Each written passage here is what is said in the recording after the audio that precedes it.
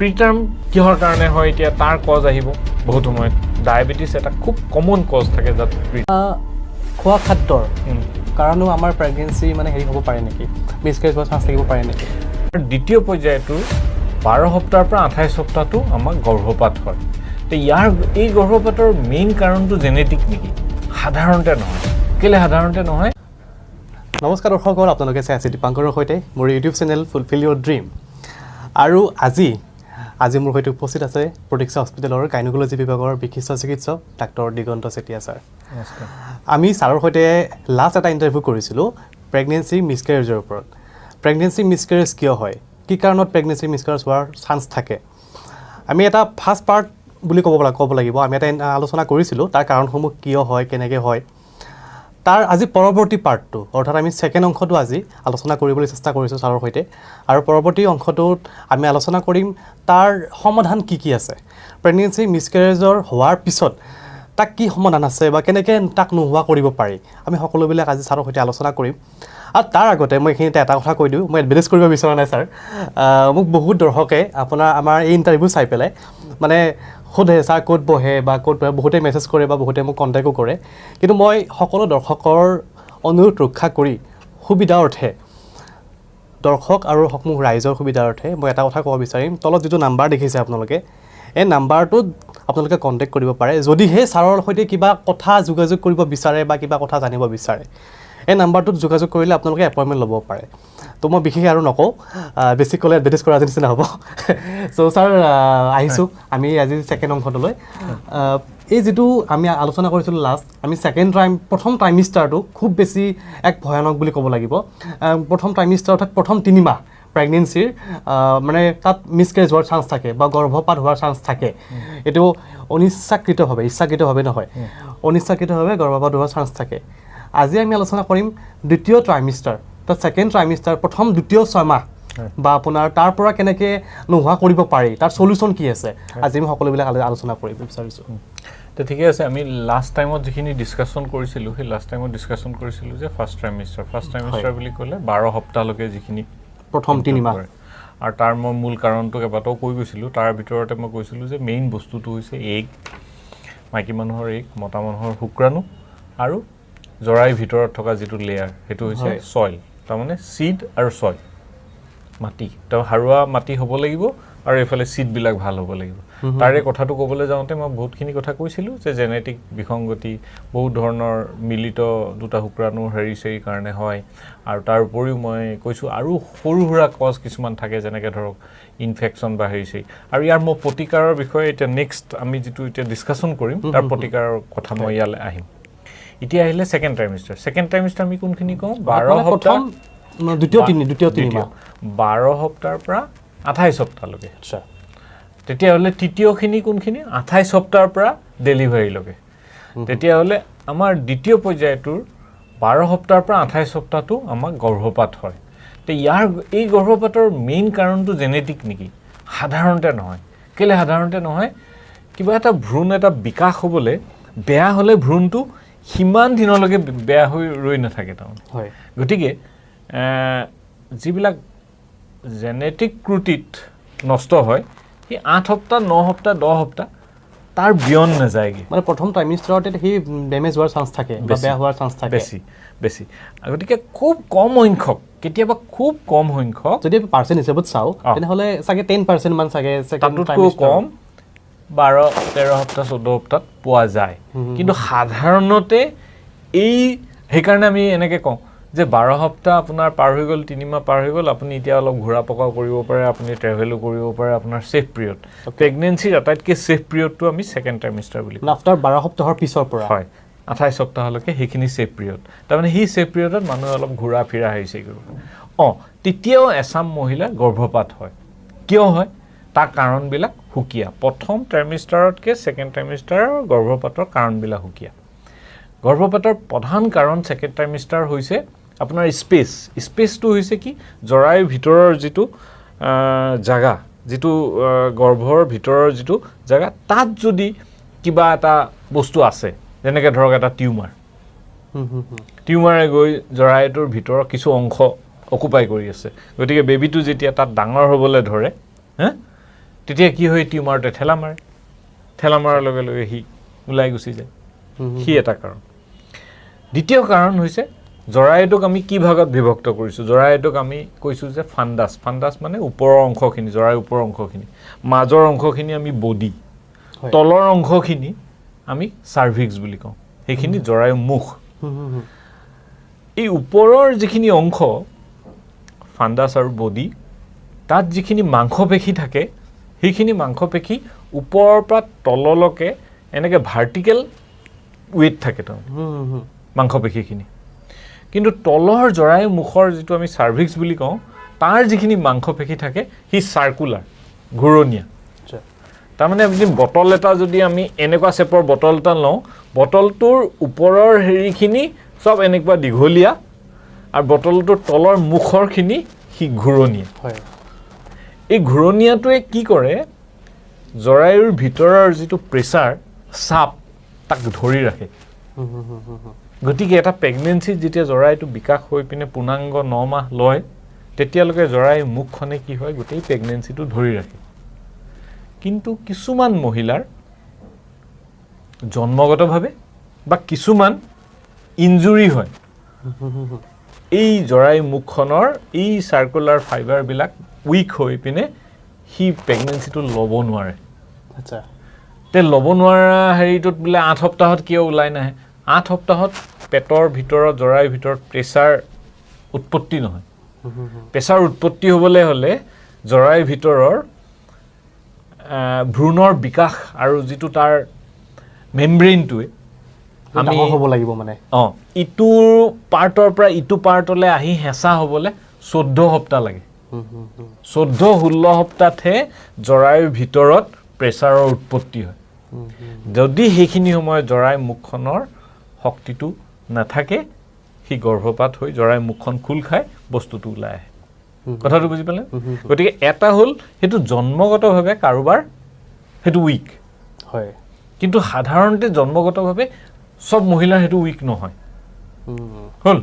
তে ছেকেণ্ড আমি তেতিয়াহ'লে কিবা আমি অপাৰেশ্যন কৰি বা কিবা এটা কৰি পিনে আমি তাক উইক কৰিলোঁ হয়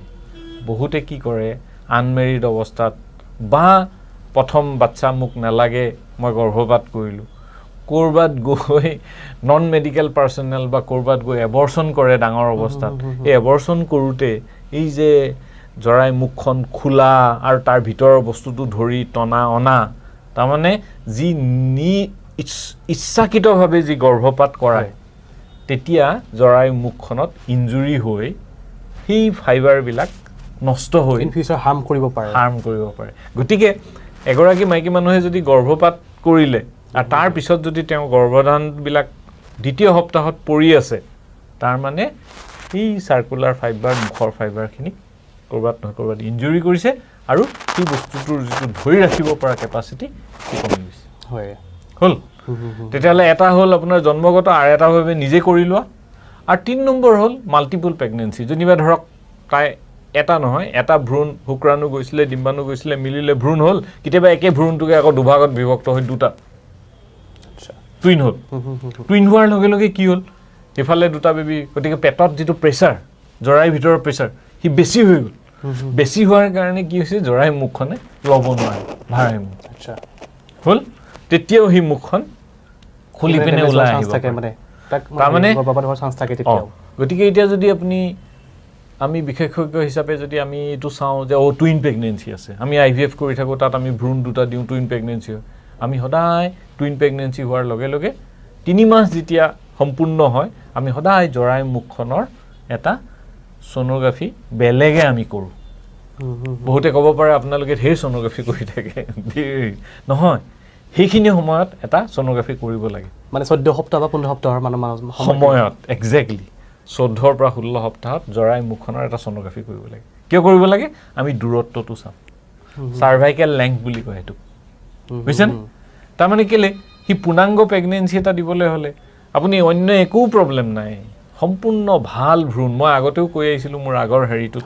যে বীজ এটা ভাল হ'লে শুক্ৰাণুৰ হেৰি ভাল হ'লে ভ্ৰূণটো ভাল হ'লে জৰায়ুৰ ভিতৰখন ভাল হ'লে ই 9 মাহলৈকে যাবই গতিকে ভাল সুস্থ সবল বেবী এটা গৈ আছে কিন্তু জৰায়ু মুখখনৰ শক্তি বা তাৰ লেংথটো কমৰ কাৰণে আমি সেইটো হেৰুৱাব লগা হ'ব কিন্তু আমি যদি সেইটো মেজাৰ কৰি লওঁ সেইটো সময়ত তেতিয়া আমি গম পাই গ'লোঁ এইটো শ্বৰ্ট হয় তেতিয়া আমি কি প্ৰতিষেধক ল'ব পাৰোঁ আমি জৰায়ু মুখখন চিলাই দিওঁ আচ্ছা বুজি পালেনে তেতিয়াহ'লে আমি 16 সপ্তাহ পাৰ নকৰাকৈ 12-14 সপ্তাহৰ ভিতৰত কেলে সেইখিনি সময়ত বেবীটো পূৰ্ণাংগভাৱে হৈ যায় গৰ্ভপাতৰ সংজ্ঞা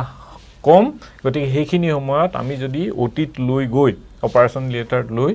আমি যদি মাইকী মানুহগৰাকীক অচেতন কৰি জৰায়ু মুখখন যদি ভালকৈ 4টা কোণত 4টা গাঁঠি দি আমি চিলাই দিব পাৰোঁ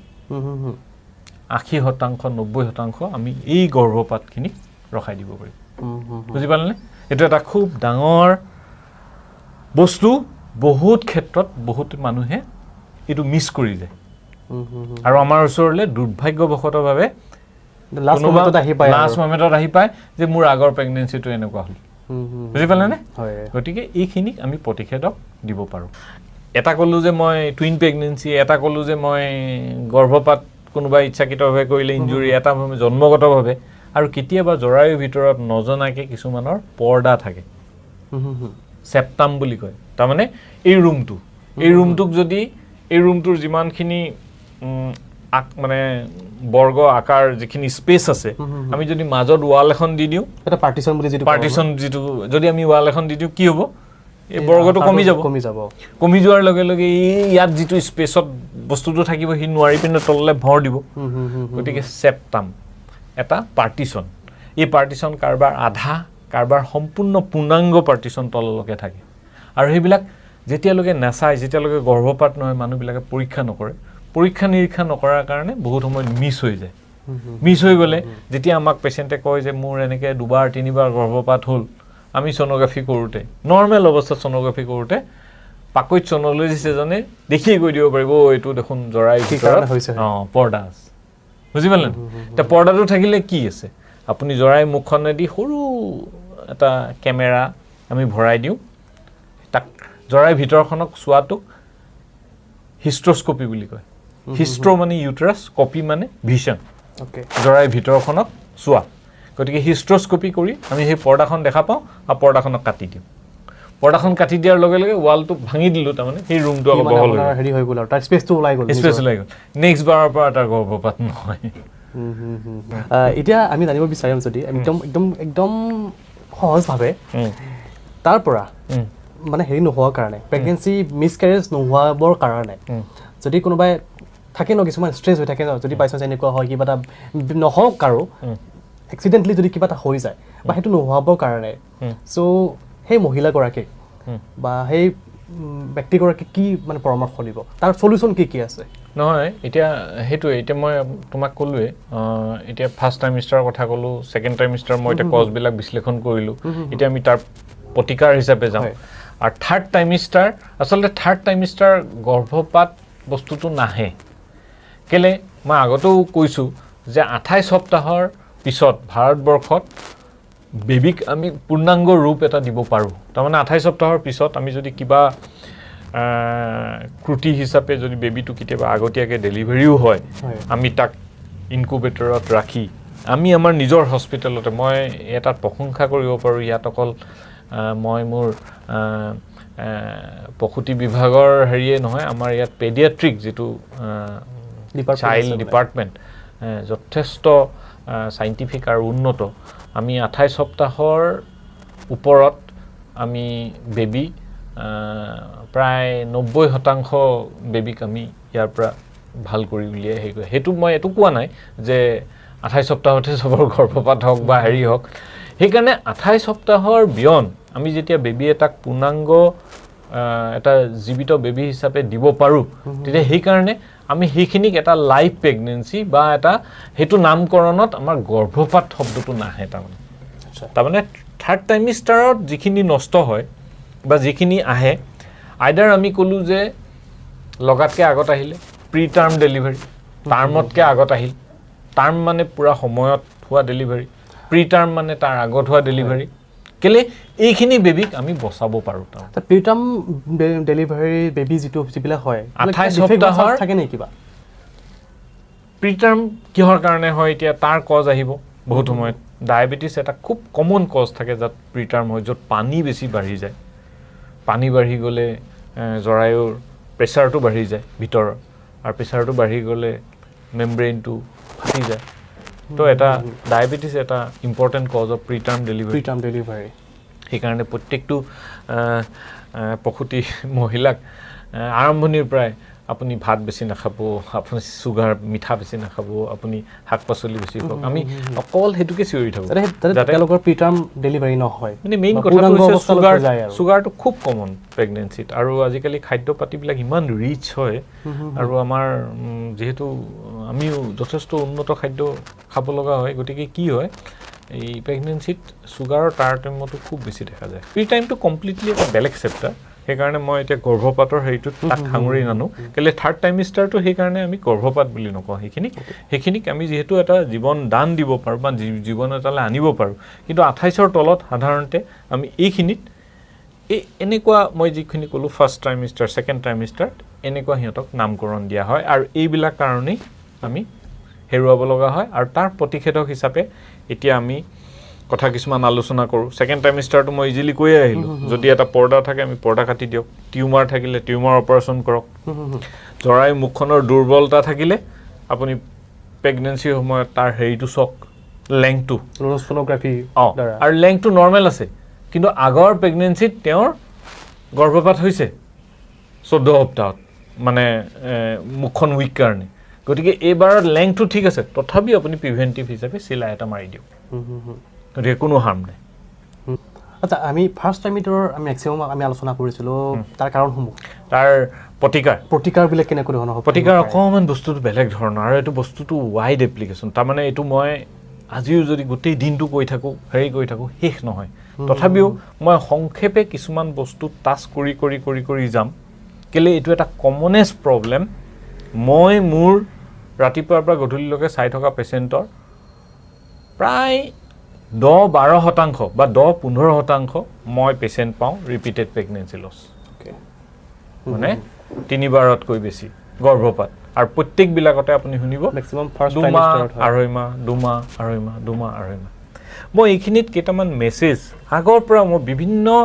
সময়ত মই বিভিন্ন টপিকত মই এইবিলাক কৈ আহি আছোঁ প্ৰতিকাৰ দিছে আৰু সেই বস্তুবিলাকৰে যদি মিলিত হিচাপে তাৰ বস্তুখিনি আনে আজি প্ৰত্যেকটো টপিকে তেতিয়া চাব সেই প্ৰতিকাৰবিলাক তাত সোমাই আছে অ'কে মানে আগৰ যিখিনি আমাৰ সলিউশন পাইছিলোঁ যি আমি আলোচনা কৰিছিলোঁ পিচিঅডি হওক বা মেনোপজ হওক তুমি নন মেডিকেল হৈও প্ৰথম শব্দটো ল'লা পিচিঅডি তো পিচিঅডিত গৰ্ভপাত হয় তো পিচিঅডিত কিয় গৰ্ভপাত হয় পিচিঅডিত গৰ্ভপাত অবেচিটি হোৱাৰ লগে লগে পিচিঅডিত ডায়েবেটিকৰ টেণ্ডেঞ্চি থাকে সেই মানুহগৰাকী ইনফেকশ্যন প্ৰ'ন থাকে গতিকে ইনফেকশ্যনৰ পৰা হ'ব পাৰে এগবিলাকৰ দুৰ্বলতা থাকে এগবিলাকৰ পৰা মেচিয়ৰ এম্ব্ৰায়ো নহয় কেতিয়াবা তেতিয়াও হেৰি হয় গৰ্ভপাত হয় গতিকে পিচিঅডিত গৰ্ভপাত হ'ব পাৰে হ'ল তাৰপিছত আহিলে মই পিচিঅডিটো হৈছে এগ বেছিকৈ থকা হয় গতিকে আমাক এগ বেছিও হ'ব নালাগে এগ বেছিকেলি হয় এই চৰ্বিৰ পৰা বস্তুখিনিৰ এগৰ মাত্ৰা বাঢ়ি যায় কোনো এগবিলাক সময়ত সংশ্লেষণ নহয় সেইটোৱেতো পিচিঅডি আমি আলোচনা কৰিলোঁ ঠিক অপজিটটো যদি হয় পিচিঅডিৰ অপজিটটো যদি হয় যাৰ এগ নাথাকে তাত তাৰমানে এগ নথকা মানে কি এগ নথকা মানে এগবিলাক দুৰ্বল হয় সেইখিনি কাৰ হয় সাধাৰণতে সেইখিনি 35ৰ ঊৰ্ধৰ মহিলাখিনি হয় গতিকে 35ৰ ঊৰ্ধৰ মহিলাখিনিৰ এগৰ শক্তিটো যদি কম তাত গৰ্ভপাতৰ সংজ্ঞা বেছি তেতিয়াহ'লে তাৰ কজ কি তাৰ কজটো হৈছে এগৰ দুৰ্বলতা ইটোৰ কজ হৈছে এগৰ বিকাশ নহয় মাত্ৰাটো বেছি বিকাশ নহয় তাৰ ফলত এবনৰ্মেল এম্ব্ৰায়ো আহে ইয়াত হৈছে কোৱালিটিটোৱেই বেয়া কোৱালিটিটো বেয়া কাৰণে যিটো ভ্ৰূণ সৃষ্টি হয় সি ভ্ৰূণ টুপপাৰ্ণ এতিয়া কথাটো হ'ল যে মোৰ দুখ লাগে ইয়াতে যে মই বহুত ক্ষেত্ৰত দেখা পাওঁ অভেৰীৰ যিটো বয়স অভেৰিয়ান এজ অভেৰীৰ যিটো বয়সত আমি গুৰুত্ব অলপ কম দিওঁ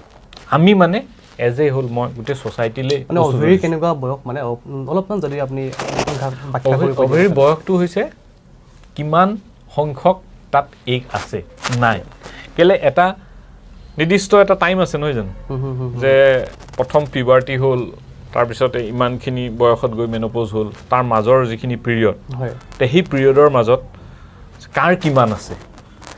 কাৰ কিমানটো যদি কাৰোবাৰ কম কাৰোবাৰ বেছি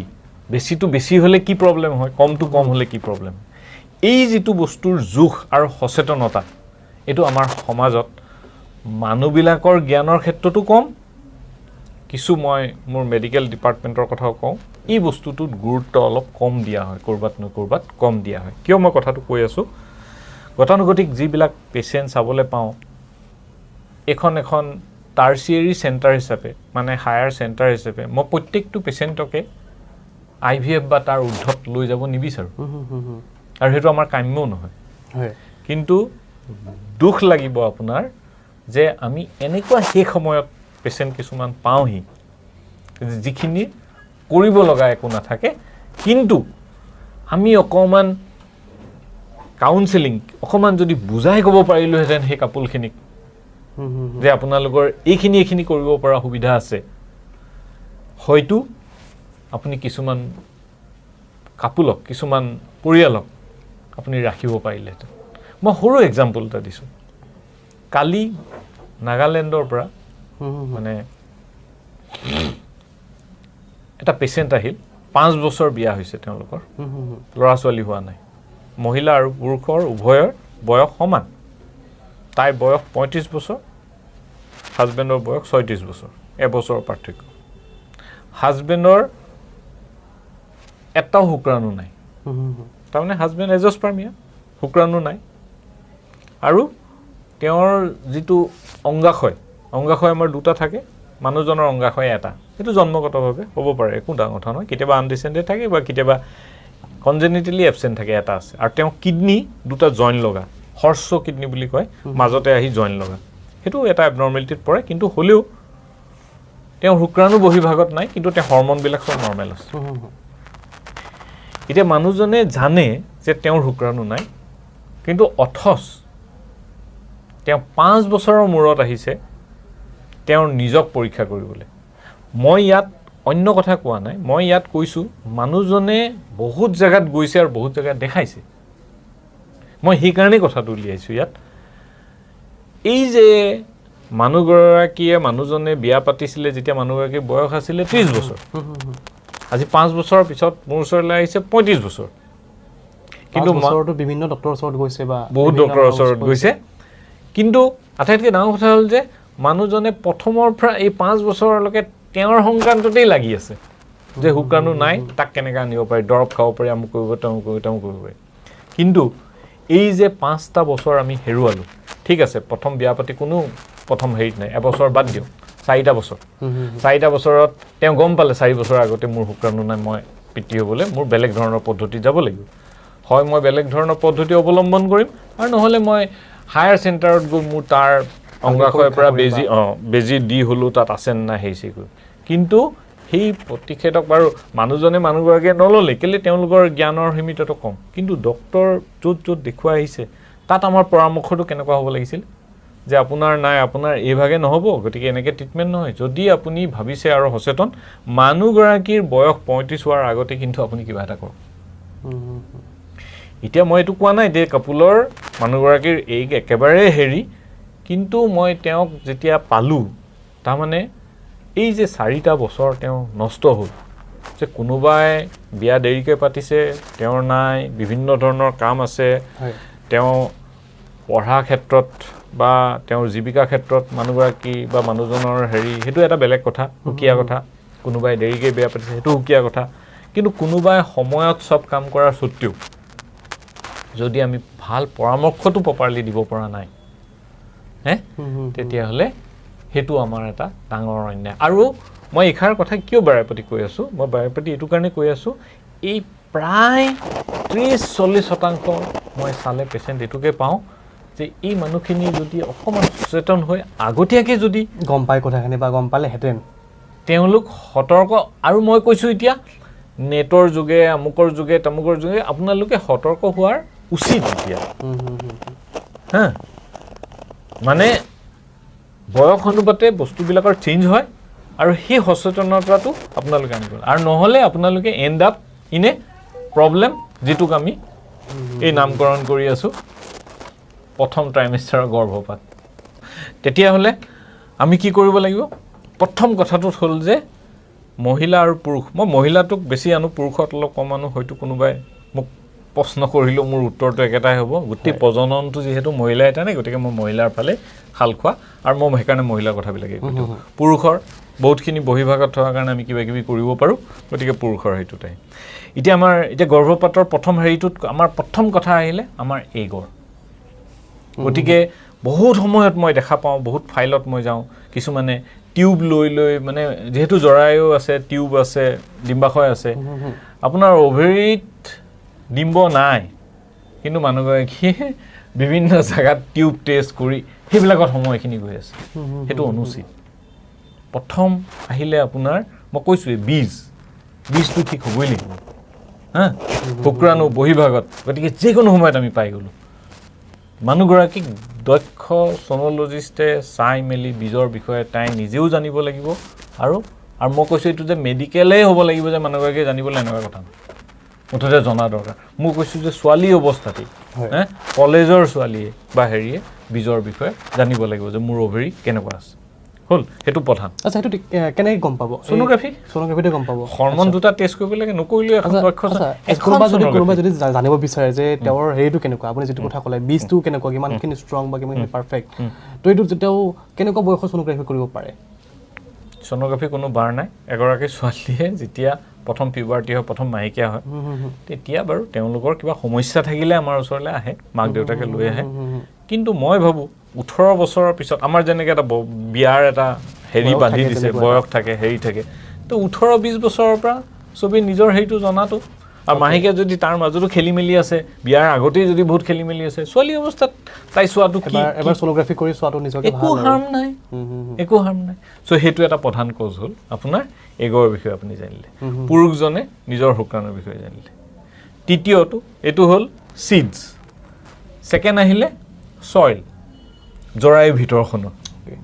হ'ল নাই? তো জৰায়ুৰ ভিতৰখন জানিবলৈ হ'লে কোনোবাই বিয়া পাতিছে, মই ল'ৰা ছোৱালী এতিয়া যাবলৈ মই ইচ্ছুক, মই এতিয়া ল'ৰা ছোৱালী বিচাৰিছোঁ, ছাৰ আপুনি কিবা পৰামৰ্শ দিব নেকি? খুব ইম্পৰ্টেণ্ট। মই কাপোলবিলাকক মই খুব বেছি এটা পৰামৰ্শ দিওঁ যে আপোনালোকে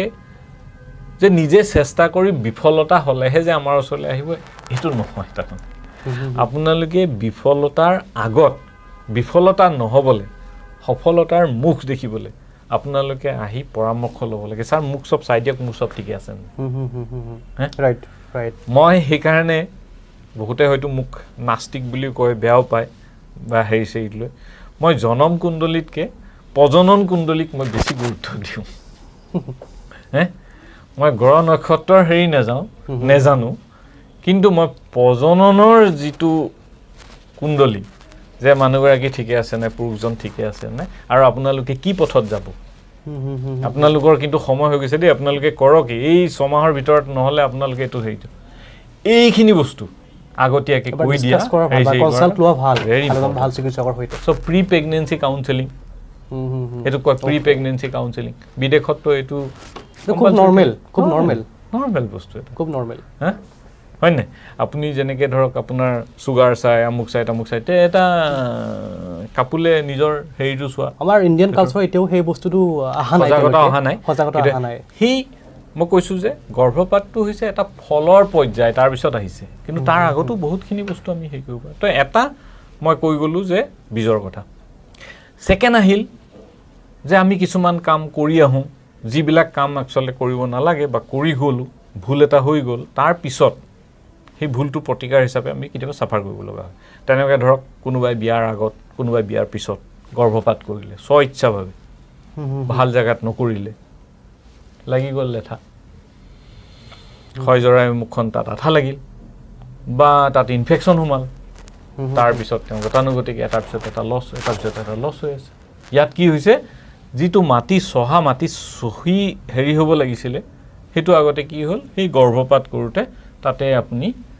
মানে কিছুমান কেনা লগাই থৈ আহিলে, হয়নে? তাৰ ফলত কি হৈছে, আপুনি গৰ্ভপাতেই হৈ আছে 5 বাৰ 6 বাৰ আহিলে আমাৰ ওচৰলৈ। গতিকে আমি তেতিয়া চাওঁ, বীজটো ঠিকে আছে দেখোন, শুক্ৰাণু ঠিকে আছে দেখোন, তে ক'ত প্ৰব্লেম? জৰায়ুৰ ভিতৰখনত যিটো মাত্ৰা আমাক লাগে এটা প্ৰজননৰ, সেই মাত্ৰাটো নাই। তেতিয়াহ'লে তাক কি কৰিব পাৰি? সৰু এটা অপাৰেশ্যন, এটা কেমেৰা জৰাই মুখেদি গৈ সৰু কেঁচি আছে তাৰ মুখত গৈ সেই লেয়াৰবিলাক কাটি হিষ্টস্কপি বুলি কয় ৰাতিপুৱা কৰিলোঁ কৰোঁতে 10 মিনিট 15 মিনিট সময় লাগিলে 2 ঘণ্টাৰ পিছত পেচেণ্ট ডিসচাৰ্জ হ'ল তেওঁৰ গৰ্ভপাতৰ যি সমস্যা যদি হেতু কজ দূৰে হৈ গ'ল কিন্তু হেতুকে নকৰি সেই মানুহগৰাকীয়ে পৰামৰ্শ নলৈ বা প্ৰপাৰ জায়গাত নগৈ বাৰে প্ৰতি গৰ্ভপাত হৈ সি আঠা লগাই পিছত তাৰো বহুত গ্ৰেড থাকে আঠা লগাৰ জৰাইৰ ভিতৰত আমি এক্সট্ৰিম গ্ৰেড এইবিলাকক এছাৰমেন চিনড্ৰম মানে গ্ৰেড 4 ইউট্ৰাইন চাইনিকিয়া বৰ বেয়া বস্তু তাৰমানে প্ৰজননৰ ক্ষেত্ৰত এইটো বহুত জটিলতালে ঠেলা মাৰি দিওঁ তাৰমানে এইখিনি প্ৰতিকাৰ মই এইকাৰণে বস্তুটো দিলোঁ যে এইখিনি হ'ল আমাৰ মেইন কজ তাৰ উপৰিও সূক্ষ্ম কজ আছে আৰু এইবিলাক মই কিয় ইমান বিশ্লেষণ কৰা নাই কিয় এইবিলাকৰ সংজ্ঞা এনে কম কিন্তু আমি এইবিলাকত অলপ বেছি গুৰুত্ব দিওঁ এটা হৈছে ইনফেকশ্যন বহুত ক্ষেত্ৰত কি হয় টৰ্চ পেনেল টেষ্ট কৰা যায় টক্সোপ্লাজমা ৰুবেলা সাইটোমেগালোভাইৰাছ এনেকুৱা ধৰণৰ বহুতখিনি কৰা যায় কিন্তু ইনফেকশ্যনৰ পৰা গৰ্ভপাতৰ যেটো সংজ্ঞা হেতু কৈছে যে 3 to 5% গতিকে এটা হুকিয়া যেটো 3 to 5% 100%ৰ 3%ত মই 97% মই যাম নে 3%ত মই সোমাই থাকিম গতিকে মই সেই 3%ত কৈছো যে টেষ্ট কৰক টেষ্টৰ বাকিবিলাক কজ যদি সব ওকে হয় তাৰ ফলতো আপোনাৰ গৰ্ভপাত হৈছে তেতিয়াহলে আপুনি কৰক টেষ্টখিনিও কৰক সেকেন্ড এটা হৈছে ইমিউনলজিক্যাল তাৰ মানে কিছুমান পুৰুষ মহিলাৰ বিশেষকৈ মহিলাৰ নিজৰ শৰীৰতে নিজে অংগটোৱে ৰিজেক্ট কৰে ওকে অটো ইমিউনিটি তাৰ মানে তেনেকে আমাৰ ৰিউমেটলজি বুলি এটা বেমাৰ এটা আছে আমাৰ হয় আপুনি কিডনি ললে বেলেগৰ আপুনি কিডনি লোৱাৰ লগে লগে আপুনি কিছুমান দৰব খাব লগা হয় আপোনাৰ গোটেই ইমিউনিটিটো সাপ্ৰেছ কৰিবলৈ কেলে যাতে পৰৰ কিডনিটোৱে আপুনি শৰীৰে যাতে ৰিজেক্ট নকৰে এটোটো পৰৰ অংগ এটা ৰিজেক্ট হ'ল কিন্তু বেবি এটা আহুতে বেবিত পুৰুষজন পৰৰ মহিলাজনীৰ এহে নিজৰ শুক্ৰাণুটো পৰৰ হ'ল তাৰ যেটো ভ্ৰূণ হ'ল কেতিয়াবা ভ্ৰূণটো ৰিজেকশন কৰে তাৰ কাৰণটো কি হ'ব পাৰে তাৰ এটা ইমিউনলজিক্যাল কজ আছে যে যেহেতু এটো ফৰেন হৈ গ'ল গোটেই বস্তুটো ফৰেন বডি হৈ গ'ল না ভ্ৰূণটো তাত পুৰুষৰ এটা পাৰ্ট আহিলে কিন্তু আমাৰ জৰায়ু তেনেকুৱা কিছুমান সিস্টেম আছে বা এনেকুৱা কিছুমান হেৰি আছে এই ৰিজেকশন বিলাক প্ৰিভেন্ট কৰাৰ কিন্তু কিছুমানৰ এই প্ৰিভেনশন কৰিব নোৱাৰে যাৰ ফলত মূলতে মই গোটেই পেথোজেনেসিছত নাযাওঁ কেলে এইটো এটা ইমিউনলজি এটা হিউজ চেপ্টাৰ আমাৰ কাকো এই কমপ্লেক্স হেৰিটোত সোমাব নিবিচাৰে তো মূলতে এটাই বস্তু যে এই গোটেই ইমিউনলজিক্যাল প্ৰসেছটোত কি হয় কিছুমান বুৰবুৰণি যেনেকৈ পানী এটা মই আগতেও এক্সাম্পল দিছিলোঁ পানী এটা যদি খুব ফোৰ্সত আমি যদি গ্লাছত ঢালি দিওঁ বহুত সময়ত চাবচোন সৰু সৰু বুৰবুৰণিখিনি বহুত থাকে সেই বুৰবুৰণিখিনিক আমি কি বুলি কওঁ থ্ৰম্বাছ ব্লাডত তেনেকুৱা সৰু সৰু থ্ৰম্বাছৰ ফৰ্মেশ্যন হয় এই ইমিউনলজিক্যাল ডিজিজ থকা মহিলাবিলাক এই থ্ৰম্বাছবিলাকে কি হয় ৰক্ত প্ৰবাহৰ নলীৰ মাজেৰে গৈ ভ্ৰূণটো য'ত থিতাপি লয় তাৰ যেটো ফুল য'ৰ পৰা হি খাদ্য খাব সেই ক্লটবিলাক সেই সৰু সৰু কণিকাবিলাকে সেই অংশবিলাকক মাৰি দিয়ে মানে সেই তেজৰ চলাচল কৰা সেইখিনি একেবাৰে সৰু ভেসেল সেইবিলাকক বন্ধ কৰি দিয়াৰ ফলত ভ্ৰূণটোৱে খাদ্য অভাৱ হয় নষ্ট হয় তেতিয়া হলে আমি সেইবিলাকক অতৰাবলৈ হলে সেই থ্ৰম্বাছবিলাক ব্লাডৰ পৰা অতৰাবলৈ হলে আমি ব্লাড থিনাৰ বহুতৰ হাৰ্টৰ লেয়াৰত ব্লক হৈ গলে আমি ব্লাড থিনাৰ দিওঁ না ব্লাড থিনাৰ মানে থিন হৈছে পাতল ব্লাড থিনাৰ ইকোস্পিৰিন হেপাৰিন ইনজেকশন এই এনেকুৱা ধৰণৰ প্ৰতিকাৰ দিয়া যায় যাতে এই ব্লাড থিনাৰ বিলাকে এই সৰু সৰু বুৰবুৰণিবিলাক অতৰাই পিনে ব্লাডটো পাতল কৰি দিয়ে যাতে সেই নলীৰ মাজেৰে ব্লাডটো গুচি গৈ পিনে খাদ্যটো যোগায় কিন্তু আৰু এটা কথা সুধিব বিচাৰিম কিবা খোৱা খাদ্যৰ কাৰণো আমাৰ প্ৰেগনেন্সি মানে হেৰি হ'ব পাৰে নেকি মিছকেৰেজ হোৱাৰ চান্স থাকিব পাৰে নেকি আগৰ দিনত গৰ্ভপাত হৈছিল এতিয়া মই আপোনাক কথাটো কৈছো গৰ্ভপাত কৰাইছিল আগৰ দিনত কি দি কৰাইছিল অমিতা এগাল অমিতা খাবলৈ দিয়ে স্কোৱাছ তাৰ মানে অমিতাৰ ঠাৰিটো ভাঙিলে বা অমিতাটো কাটি দিয়াৰ লগে লগে বগা যিবিধ তাত ৰস ওলায় সেই ৰসত আৰ্গোমেট্ৰিন বুলি এটা কেমিকেল পোৱা যায় আৰ্গোমেট্ৰিনটো কি হৈছে ইউট্ৰাইন কণ্ট্ৰেক্ট কৰে ইউট্ৰাছটোক কণ্ট্ৰেক্ট কৰে গতিকে সেইটো আগতে মানে হাবি জংঘলে এইবিলাক মানুহৰ প্ৰমাণ আছে বয়সস্থ মানুহখিনিয়ে হেৰিছে কৰিছিলে তো লাৰ্জ স্কেলত যদি অমিতা খুৱাই দিয়ে সি গৰ্ভপাত হ'ব পাৰে গতিকে এইটো এতিয়া ইমানেই প্ৰতিষেধক হৈ গ'ল বা মানুহে ইমান জড়িত হৈ গ'ল ছাৰ মই অমিতা খাইছিলোঁ সেইকাৰণে মই পৰি গ'ল নহয় এচকল দুচকল অমিতা খালে একো নহয় বহুতে ভাবে কি মানে একেবাৰে মই কিয় কৈছোঁ আমাৰ স্কোৱাছৰ ৰসটো সেই একেটাই তাতো সেই আৰ্গোমেট্ৰিন আছে কাৰণে লাৰ্জ স্কেলত খালে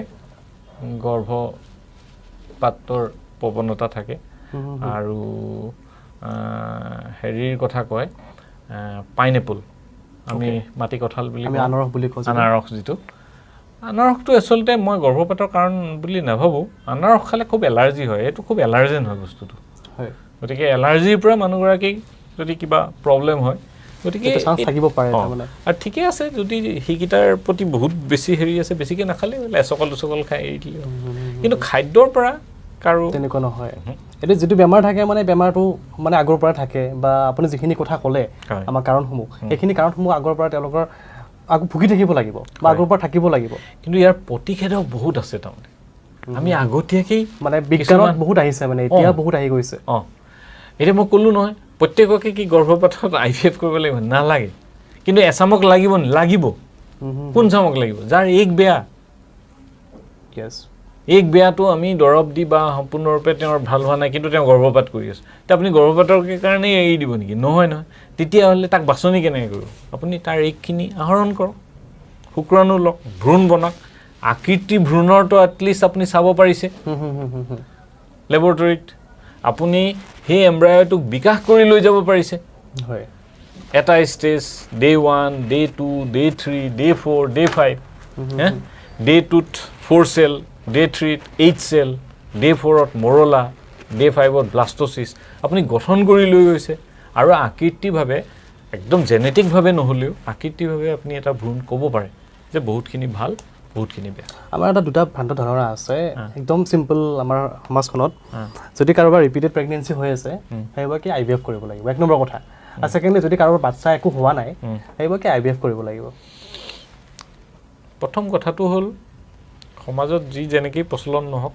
ৰিপিটেড প্ৰেগনেঞ্চি লছৰ চবকে IVF কৰিব নালাগে যেনেকৈ মই ক'লোঁ তাক কজটো উলিয়াব লাগিব যদি চামনিৰ পৰা জৰাইৰ ভিতৰৰ হোৱা আঠা লগাৰ পৰা ৰিপিটেড প্ৰেগনেঞ্চি লছ হৈ আছে তাক কাৰেকশ্যন কৰি দিয়াৰ লগে লগে সি প্ৰেগনেঞ্চি সম্পূৰ্ণৰূপে হ'ব যদি এগৰ কিবা দুৰ্বলতাৰ কাৰণে আছে এগৰ দুৰ্বলতাটোক আঁতৰাব লাগিব আৰু এগৰ দুৰ্বলতা যদি আঁতৰ নহয় আৰু গৰ্ভপাত হৈ আছে তেতিয়া আপুনি গৰ্ভপাতে কৰি থাকিব নোৱাৰে তাত আপোনাৰ বীজটো যদি সলাই দিওঁ আমি সলাই দিওঁ তেওঁৰ একটো যেতিয়া বেয়া বুলি প্ৰমাণিত হয় আমি বীজটো সলাই দিওঁ বেলেগৰ য়ং বীজ এটা লওঁ তাত শুক্ৰাণু দিওঁ ভ্ৰূণটো ষ্ট্ৰং হয় দি দিলোঁ এই কাহিনীও গৰ্ভপাত নহয় তেনেকুৱা কত জ্বলন্ত এতিয়া মই যে কথা কৈ আছোঁ চাইণ্টিফিকেলি বহুতখিনি ডেভেলপমেণ্ট এতিয়া হৈছে তাক বস্তুটো ষ্টাডি কৰিব লাগিব প্ৰপাৰলি কি কাৰণ হৈছে বা কি কাৰণ হোৱা নাই একজেক্টলি গতিকে প্ৰত্যেকটো ৰিপিটেড প্ৰেগনেঞ্চি লছৰ ট্ৰিটমেণ্ট IVF নহয় বা কিছুমান প্ৰেগনেঞ্চি লছৰ ট্ৰিটমেণ্টটো হৈছে IVF কিন্তু IVFত তাক কেতিয়াবা আমি সলনি কৰিব লগা হয় বস্তু এটা তাক ভাল এটা বীজ পাবৰ কাৰণে হয় বুজি পালা কথাটো খুব সুন্দৰ কথা অলপ আমি ডিপলি আজি আলোচনা কৰিলোঁ এইখিনি কথা আশা কৰিছোঁ আপোনালোকে ভাল পাইছে শুনি পেলাই একচুৱেলি কি হয় কিছুমান কথা বুজি পোৱাটো অলপমান টান হ'ব পাৰে আপোনালোকে বাৰে বাৰে যেতিয়া চাব ইণ্টাৰভিউটো তেতিয়া ভালকৈ বুজি পাব আচল কাৰণবিলাক কি হয় বা কি কাৰণত কি হৈ আছে সকলো বস্তুৰে প্ৰতিকাৰ আছে সকলো বস্তুৰে সমাধান আছে আৰু কেৱল ভয় নাখালে হ'ল বা ডক্টৰৰ পৰামৰ্শটো লোৱাটো খুবেই ইম্পৰ্টেণ্ট যেনেকৈ নহওক হয়নে নহয় ছাৰ ডক্টৰৰ পৰামৰ্শ লওক ভয় নাখাওক বা আৰু ডক্টৰৰ পৰামৰ্শ লওক আৰু নিজেও সচেতন হৈ থাকিব লাগে নিজেও সচেতন আজিকালিৰ দিনত মানে কোনো লাইটলি একো বস্তু ল'ব নালাগে তাৰমানে মই বিয়া পাতিলোঁ হ'ল আৰু মোৰ সন্তান হ'বই বা মোক মই সময় আছে এই বয়স কম আমুক কম চেক কৰি লোৱা এটা সৰু সৰু বস্তু বিশাল টকা পইচা নালাগে হেৰি চেৰি নালাগে যদি প্ৰব্লেম আছে হেৰি কৰা প্ৰব্লেম নাই আৰামছে এটা হেৰিটো আৰু মই ইয়াত এটা কথা লাষ্ট ফাইনেল কথা এটা হেৰি চেৰি কৰি থৈ দিওঁ কাৰোবাৰ সময় নাই প্ৰজননৰ সময় নাই মহিলাগৰাকীও বিজি মাষ্টৰণী মোক বহুতে কয় মোক গুণোৎসৱ আছে আমুক আছে তমুক আছে জুলাই বাহিৰে বাহিৰে মই নোৱাৰোঁ হেৰি চেৰি কৰিব পুৰুষজন থাকে তেওঁ এফালে মহিলা থাকে এফালে কেনেকৈ সম্ভৱ দুটা প্ৰেগনেঞ্চি হ'ব মই মিলিত হওঁ কেতিয়া মিলিত হওঁ মাহত এবাৰ দুবাৰ যেতিয়া শনিবাৰ দেওবাৰ এই শনিবাৰ দেওবাৰ আপোনালোকে মিলিত হ'লে অভুলেশ্যন হ'ব নেকি সেইখিনি সময়ত যদি হৈছে ভাল কথা আৰু যদি নাই হোৱা তেতিয়া আপোনালোকে প্ৰজননবিহীন হৈ থাকিব বা নহ'লে আপোনালোকে এই ৰওঁতে ৰওঁতে ৰওঁতে ৰওঁতে তেওঁৰো শুক্ৰাণু গ'ল বা তেওঁৰ শুক্ৰাণু থাকিলে বাৰু তেওঁ আসক্তি গ'ল আৰু এওঁৰ এগ গ'ল আল্টিমেটলি আপোনালোকে পাৰ্মানেণ্ট কেছ হৈ মোৰ ওচৰলৈ আহিলে বা আপোনালোকে গৰ্ভপাত হ'ল কেলে সেইটো সময়ত আপোনালোকে ভাবিলে বোলে ছাৰ এইবিলাকৰ কিবা পৰিত্ৰাণ আছে নেকি আছে আছে আপোনালোকে আহক ডিছকাশ্যন কৰক হেৰি আছে কি আছে আপোনাক বেজি অলপ হৰমন দিলেই আপুনি প্ৰাপ্ত বয়স আপোনাৰ এগ চেগ আছে আপোনালোকে বিয়া পাতিলে কিন্তু আপোনালোকৰ সময়ৰ অভাৱত কামৰ অভাৱত আপোনালোকে হেৰি কৰিব নোৱাৰে লেবৰেটৰীবিলাক ইমান উন্নত হৈ গ'ল কেইটামান হৰমনৰ বেজি ল'লে 30-40 হাজাৰমান টকা গ'ল এগটো আহৰণ কৰিলে শুক্ৰাণু ল'লে ভ্ৰূণ বনালে ফ্ৰিজ কৰি থৈ দিয়ক ফ্ৰিজাৰ টোটেল খৰচ কিমান পৰিলে 60-70 হাজাৰ টকা পৰিলে আপোনাৰ এম্ব্ৰায়ো ফ্ৰিজ হৈ গ'ল আপুনি বছৰি 3 বা 4 হাজাৰ টকা তাত কিছুমান লিকুইড দিব লাগে সৰি আপুনি বছৰ বছৰ আপুনি প্ৰিজাৰ্ভ কৰি থৈ দিয়ক তাৰমানে কি হ'ল মই 2023ত মোৰ ভ্ৰূণটো বনাই প্ৰিজাৰ্ভ কৰিলোঁ মই 2028ত মই হেৰি পালোঁ যে একে জগালৈ আহিলোঁ আমুক আহিলোঁ এতিয়া মই ৰেডি মোৰ প্ৰজনন ল'বৰ কাৰণে আপোনাৰ 2023ৰ এম্ব্ৰায়ো আপুনি ধৰি ৰাখি থৈ দিলে 28লৈকে তে সেইটো চাইন্স আছে কিন্তু মানুহে কোনেও তাৰ বহুতে নেজানে বা জানিবলৈও বা সেইখিনি যেন এটা কিবা অন্যায় বা IVF-টো কিয় মানে এনেকৈ এগ লৈ পিনে আহিছে আৰে আপোনাৰ কম বয়সৰ সেই ডিম্বটোৱে সেই কম বয়সৰ শুক্ৰাণুটোৱে ভাল ভ্ৰূণ এটা আপুনি ৰাখি থৈ এইটো সঞ্চয় নহয় জানো সেইটো কোনে কৰে যাৰ এটা ফিউচাৰিষ্টিক প্লেন আছে তেওঁ কৰিব সেইটো গতিকে সঞ্চয় আপুনি যদি কৰি থৈ দিলে আপুনি পিছত আপোনাৰ বেকআপ হৈ থাকিলে আপুনি যেতিয়া ফ্ৰী আজি আৰ্মি পাৰ্চনেল শুক্ৰাণু ফ্ৰিজ কৰিব পাৰে ডিম্বাণু ফ্ৰিজ কৰিব পাৰে ভ্ৰূণ ফ্ৰিজ কৰিব পাৰে আৰু বিয়া পতাৰ পিছত আপুনি কিয় ভ্ৰূণ ফ্ৰিজ কৰি নথয় যদি আপুনি এতিয়া ল'ব নোৱাৰে আপুনি বিজি দুইজনে বেলেগে কাম কৰিছে বা মোৰ এতিয়া সময় নাই মই কেৰিয়াৰিষ্টিক লাইফ মোৰ এতিয়া লাইফ বনাব লাগে মোক বনাই থাকক আপোনালোকে কিন্তু এনেকুৱা এটা মুহূৰ্তত আহিব যেতিয়া মানে একো নাথাকে মানে গৰ্ভপাত লৈ কোনোবাই প্ৰজননহীনতা লৈ কিন্তু অথচ এটা চাইন পৰি আছে চাইন্সটো সেইটোক আমি হেৰি কৰা নাই হয় খুব ইম্পৰ্টেণ্ট কথা এইবিলাক খুব সুন্দৰ ভাল লাগিলে আৰু একচুৱেলি এই বিষয়টো বহুত বহল আৰু বহুত আচলতে আলোচনা কৰি থাকিলে ৰাতিপুৱাই যাব আচলতে আমি বেছি দীঘল নকৰোঁ আপোনালোকৰো চাগে চাই আছে আমাৰ ইণ্টাৰভিউটো ভাল পাইছে নিশ্চয় আৰু আপোনালোকে কমেণ্ট কৰিব আমাক জনাব আৰু যদি কিবা যোগাযোগ কৰিব বিচাৰে তলত নাম্বাৰ দিয়া আছে আপোনালোকে যোগাযোগ কৰিব পাৰে ছাৰ শেষত ধন্যবাদ জ্ঞাপন কৰিম সেইখিনি সময় দিলে আৰু পুনৰবাৰ আমি আগলৈও আমি এটা নতুন এটা বিষয় লৈ আহিম আপোনালোকে অপেক্ষা কৰক আৰু আমাৰ এইটো ভিডিঅ'টো যিমান পাৰে সিমান আপোনালোকৰ মাজত শ্বেয়াৰ কৰক ধন্যবাদ নমস্কাৰ